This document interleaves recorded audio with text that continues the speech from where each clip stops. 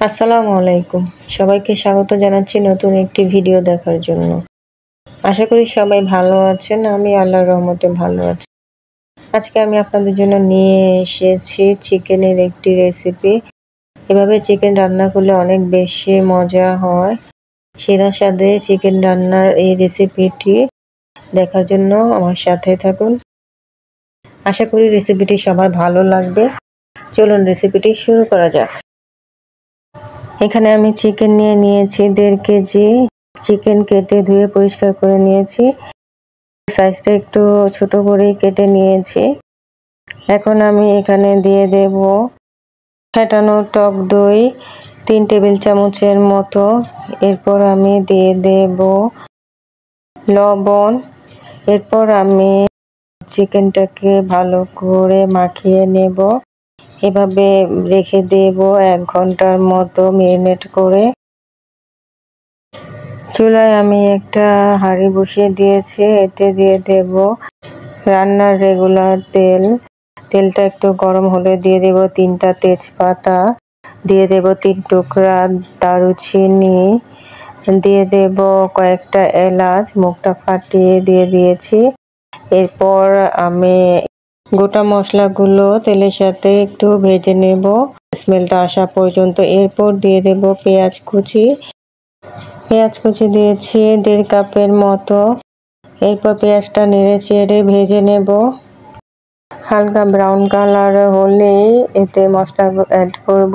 দেখুন কালারটা কেমন হবে, বেশি ব্রাউন হবে না। এখন আমি এখানে দিয়ে দেব 1.5 টেবিল চামচ আদা রসুন বাটা। এখানে আদা রসুন একসাথে বাটা আছে। ভালো করে আদা রসুন বাটাটাকে ভেজে নেব যাতে কাঁচা গন্ধটা চলে যায়। এরপর আমি এতে দিয়ে দেব সামান্য পানি।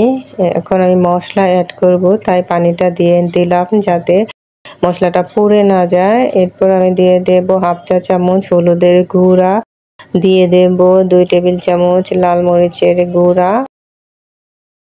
দিয়ে দেব 1 চা চামচ ধনিয়া গুঁড়া। এরপর দিয়ে দেব 1 চা চামচ জিরার গুঁড়া। এরপর দিয়ে দেব সাদা গোলমরিচের গুঁড়া 1/2 চা চামচ, দিয়ে দেব গরম মশলার গুঁড়া 1/2 চা চামচ। এরপর দিয়ে দেব লবণ স্বাদ মতো। এরপর আমি মশলাটাকে খুব ভালো করে নেড়ে চেড়ে কষিয়ে নেব। তরকারি কষানোর উপর আপনার রান্নার টেস্ট নির্ভর করে। যত ভালো করে কষানো হবে তত ভালো রান্না হবে। তো আমার কষানো হয়ে গেছে, তেল উপরে উঠে এসেছে। এ পর্যায়ে আমি দিয়ে দেব বাদাম বাটা। আমি এখানে 3 টেবিল চামচের মতো বাদাম বাটা দিয়েছি। আমি দিয়েছি চীনা বাদাম, আর আপনারা চাইলে যে কোনো বাদাম দিতে পারেন। আবার সামান্য পানি দিয়ে দিলাম যাতে এই বাদাম বাটাটা খুব ভালোভাবে মশলার সাথে কষাতে পারি। কষিয়ে নিয়েছি।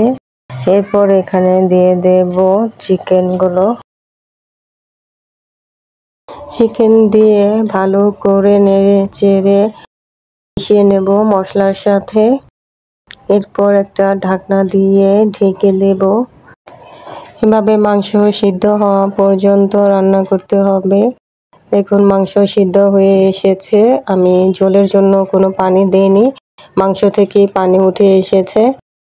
দিয়ে দেব এ পর্যায়ে কাঁচা মরিচ, আর দিয়ে দেব 1 চা চামচ চিনি। তারপর খুব ভালো করে নেড়ে চেড়ে মিশিয়ে নেব। আপনারা যদি ঝোলের জন্য পানি দিতে চান তবে পরিমাণ মতো গরম পানি দিয়ে নেবেন। তো আমার দিতে হয়নি, কারণ মাংস থেকে প্রচুর পানি উঠে এসেছে। সেই পানিতেই আমার রান্নাটা হয়ে গেছে। এরপর আবার ঢাকনা দিয়ে ঢেকে দেব। রান্নাটা হয়ে এসেছে। এ পর্যায়ে আমি দিয়ে দেব 1 টেবিল চামচ ঘি। এরপর চুলার আঁচ একদম কমিয়ে ঢাকনা দিয়ে ঢেকে রেখে দেব 10 মিনিট।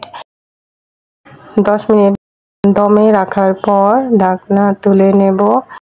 দেখুন ফাইনাল লুক। এরপর চুলাটা নিভিয়ে দেব।